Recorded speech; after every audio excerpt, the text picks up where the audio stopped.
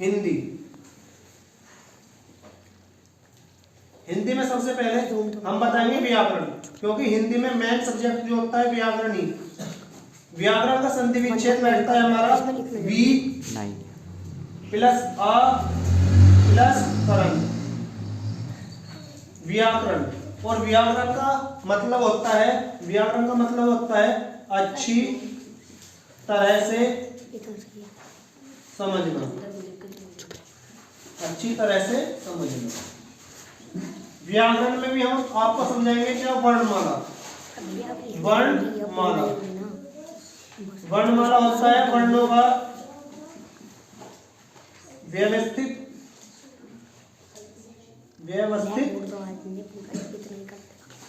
समूह, वर्णों का व्यवस्थित समूह वर्णमाला कहलाता है। वर्णमाला भी 3 पार्ट में, वर्ण, ध्वनि, अक्षर।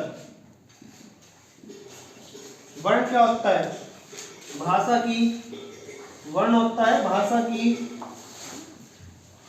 सबसे छोटी लिखित इकाई, लिखित इकाई। अगला नंबर 2 बात ध्वनि। ध्वनि होता है भाषा की सबसे छोटी मौखिक इकाई,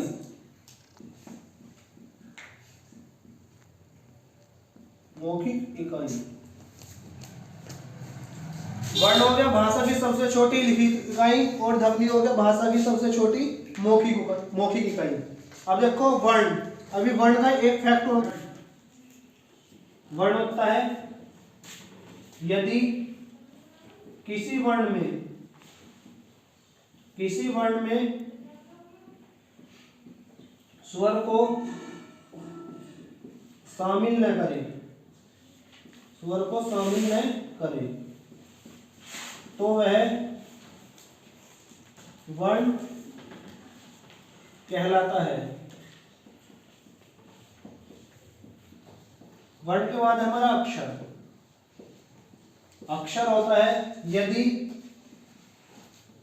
किसी वर्ण में स्वर को शामिल, यदि किसी वर्ण में स्वर को शामिल कर ले, स्वर को शामिल कर ले, तो वह अक्षर कहलाता है, वह अक्षर कहलाता है। अब आई बात वर्ण। वर्ण टोटल वर्ण होते हैं हमारे, टोटल वर्ण होते हैं 52, टोटल वर्ण 52। अब देखो वर्ण का वर्गीकरण किस टाइप से होता है, 2 टाइप से। वर्ण 2 पार्ट में विभाजित होता है, नंबर 1 स्वर और नंबर 2 व्यंजन। स्वर क्या हो गया, जैसे ए, स्वर को ए, स्वर को संस्कृत में, स्वर को संस्कृत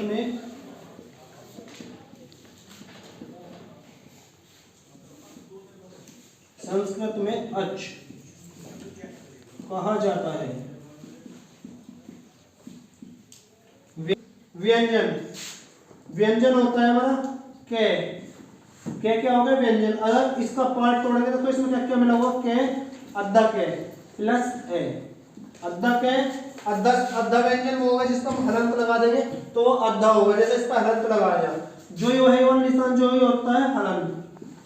हलंत, हलंत भी कह देते हैं या इसको हल भी कह देते हैं, हलन या हल, ये क्या होता है हमारा व्यंजन। ठीक, अब हम आगे चलते हैं स्वरों का वर्गीकरण। स्वरों का वर्गीकरण,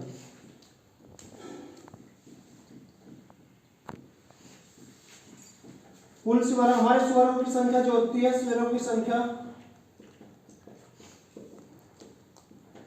13, स्वरों की संख्या 13। देखो नंबर 1, अर्थ के आधार पर, अर्थ के आधार पर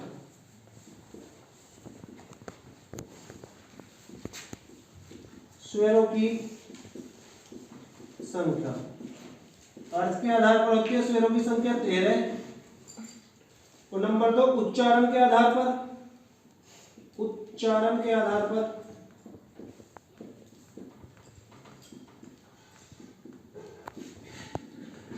उच्चारण के आधार पर स्वरों की संख्या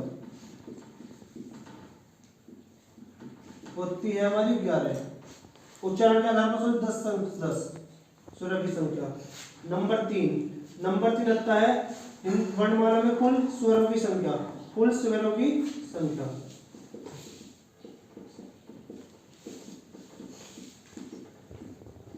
वो होती है हमारी 11।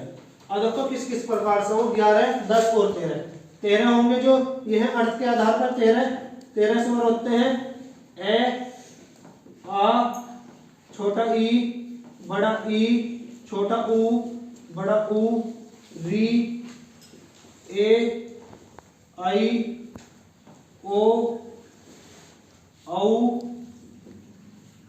अंगसंगूर और अने। देखो जो 13 स्वर होते हैं किस टाइप में होते हैं? 11 तो स्वर हो गए ये वाले, प्लस 2 अयोग वहा, 2 अयोग वहा।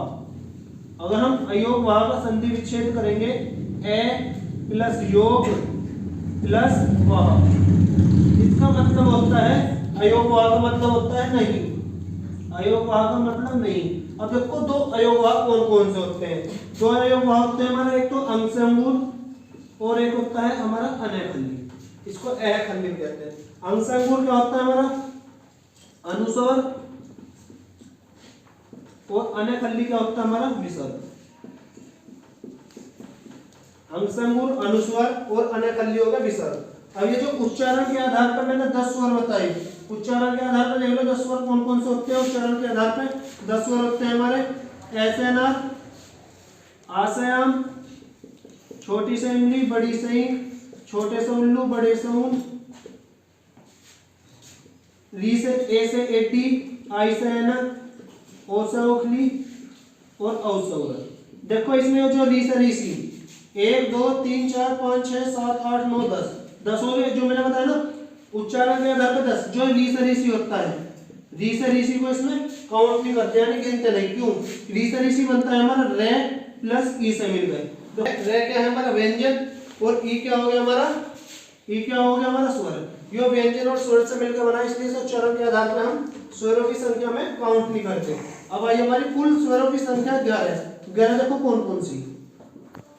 ऐसे ना, आसयाम, छोटी से इमली, बड़ी से ईंट, छोटे से उल्लू, बड़े से ऊन, री से ऋषि, ए से एटी, आई से ऐनक, औ से ओखली और औ से औरत।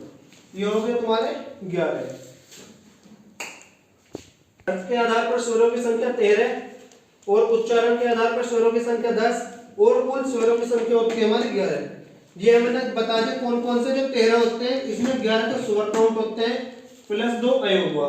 अयोग वहा का मतलब क्या होता है? ए संधि विच्छेद, ए प्लस योग प्लस वहा, इसका मतलब होता है नहीं। और ये जो अयोग वहा होते हैं हमारे 2 होते हैं, एक तो अंगसंगूर, एक अनयखंडी। अंगसंगूर होता है हमारा अनुस्वर और अनयखंडी होता है विसर्ग। और जो उच्चारण के आधार पर स्वरों की संख्या 10 बताई गई है, देखो इसमें हम री से ऋषि को काउंट नहीं करते, क्योंकि री से ऋषि का जब हम तोड़ते हैं, वार्णिक विच्छेद करते हैं, री से ऋषि का वार्णिक विच्छेद हमारा बैठता है रे प्लस ई। तो ये क्या होगा? इसमें स्वर भी मिल रहा है और व्यंजन भी, तो इसलिए स्वरों की संख्या में काउंट नहीं होता। वर्गीकरण मात्रा के आधार पर, मात्रा के आधार पर बिटोरे थे। स्वरों का वर्गीकरण मात्रा के आधार पर। देखो मात्रा के आधार पर कैसे? 3 प्रकार के स्वर गिने जाते हैं मात्रा के आधार पर। एक तो हमारा ह्रस्व स्वर, नंबर 2 दीर्घ स्वर, नंबर 3 हो गया हमारा प्लुत स्वर। प्लुत स्वर देखो ह्रस्व स्वर हमारे क्या हो? पहले ह्रस्व स्वर लिखवाता हूं, क्या क्या होते हैं? ए, छोटा ई, छोटा ऊ और री, ये होते हैं हमारा ह्रस्व स्वर। आसयाम, बड़ी से ईंट, बड़े से ऊन, ए से डी, आई से अनक, ओ से ओखली और औ से औरत, ये होते हैं हमारे दीर्घ स्वर। और प्लुत स्वर में क्या होगा, ये और भी होता है हे राम, ओम, ये होते हैं हमारे प्लुत स्वर। ठीक है, हर्ष स्वर में हमारे 4 लगते हैं, दीर्घ स्वर में हमारे 7 लगते हैं, और प्लुत स्वर में हे राम और ओम। देखो हर्ष स्वर क्या होगा, हर्ष स्वर की अगर मैं डेफिनेशन बताता हूं, हर्ष स्वर की डेफिनेशन होती है वे स्वर जो बोलने में कम से कम समय ले, कम से कम समय ले, या दीर्घ स्वर से कम समय ले, कम समय ले। नंबर 2 बात हमारा आता है दीर्घ स्वर। देखो दीर्घ स्वर क्या होता है, दीर्घ स्वर वो होता है जो ह्रस्व स्वर से ज्यादा समय ले, जो ह्रस्व स्वर से ज्यादा समय ले। अब ह्रस्व स्वर के बाद में आएगा हमारा प्लुत स्वर। प्लुत स्वर क्या होता है, जो दीर्घ स्वर से भी ज्यादा समय ले, जो दीर्घ स्वर से ज्यादा समय, वे क्या होते हैं हमारे प्लुत स्वर। ह्रस्व स्वर हमारे जब स्वरों का वर्गीकरण करते हैं मात्रा के आधार पर 3 प्रकार से करते हैं। नंबर 1 ह्रस्व स्वर, नंबर 2 दीर्घ स्वर, नंबर 3 प्लुत स्वर। देखो ह्रस्व स्वर क्या होते हैं हमारे 4 होते हैं, ऐसे ना, छोटी से इमली, छोटे से उल्लू, री से ऋषि। जो सबसे कम समय ले वो क्या होगा हमारा ह्रस्व स्वर। दीर्घ स्वर में ये 7 आ जाते हैं, आ से आम, बड़ी से ई, बड़े से ऊन, ए से एटी, आई से अनक, ओ से उगली और औ से औरत। जो ह्रस्व स्वर से ज्यादा समय ले वो हमारा दीर्घ स्वर में आता है। अब आई बात हमारी प्लुत स्वर। प्लुत स्वर में क्या आता है, हे राम ओम, इस तरीके से। देखो प्लुत स्वर की डेफिनेशन मैंने लिखवा दी, और एक बार बताता हूँ। दीर्घ स्वर होता है हमारा जो प्लुत स्वर होता है, जो दीर्घ स्वर से भी ज्यादा समय ले।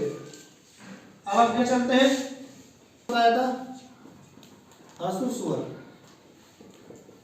ए, ई, उ और वी। देखो अब इनका हम वार्णिक विच्छेद करेंगे, कैसे करेंगे। ह्रस्व स्वर के बाद बताया था हमने दीर्घ स्वर। दीर्घ स्वर क्या होता है, दीर्घ स्वर देखो कौन कौन से थे हमारे, आ से आम, बड़ी से ई, बड़े से ऊन, ए से एडी, आई से अनक, ओ से ओखली और औ से औरत। देखो हम इनका वार्णिक विच्छेद करेंगे, इनका वार्णिक विच्छेद होने का नहीं, इनका वार्णिक विच्छेद करेंगे। देखो कैसे करेंगे, आ का वार्णिक विच्छेद करेंगे हम ए प्लस एम ए,